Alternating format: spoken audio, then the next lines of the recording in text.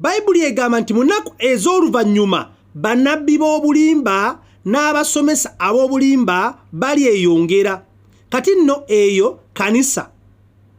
Endiga zonna oba abakkiriza baawunga yabalimbalimba dda. Oyo nno weeyambula engoye n'akunaaza. Akuwa emikisa akunaazaako bisiraani. Naye mukwano, omusaayi gwa Yesu Kristo gwe gwatunaazaako ebibi byaffe ne gutunaazaako ebisiraani byonna. N'afukamira eri agenda omusiiga amafuta.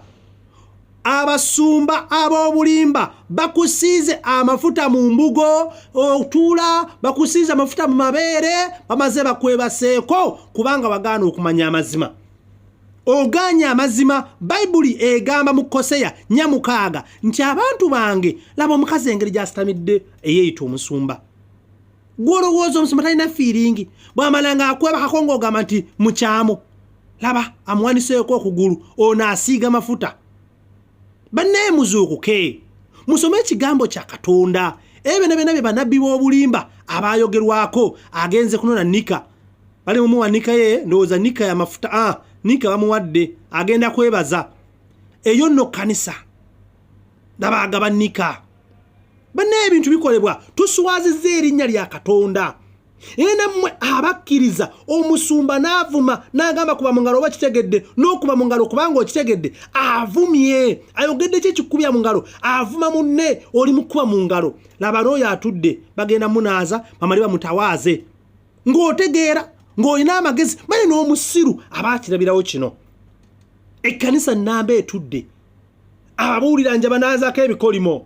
Ngenda banaaza amafuta nga nkusiiga ag'omukisa. Laba emisege.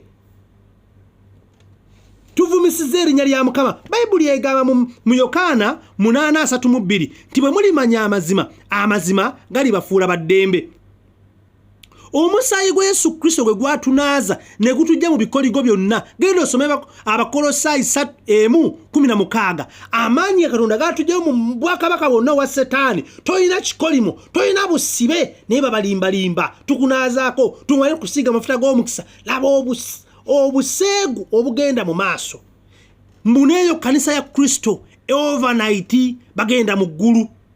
Mukwano gwange omulungi, soma ekigambo kya Katonda. Bino byonna tebyawandiikibwa mu Bayibuli. Tegeera amazima.